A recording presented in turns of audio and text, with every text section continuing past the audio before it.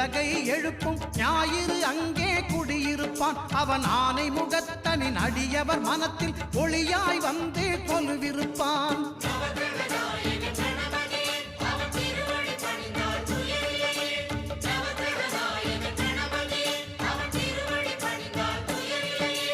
ஒன்பது கோளும் ஒன்றாய் காண அங்கு கற்பகம் என்னும் கடவுளின் மெய்யில்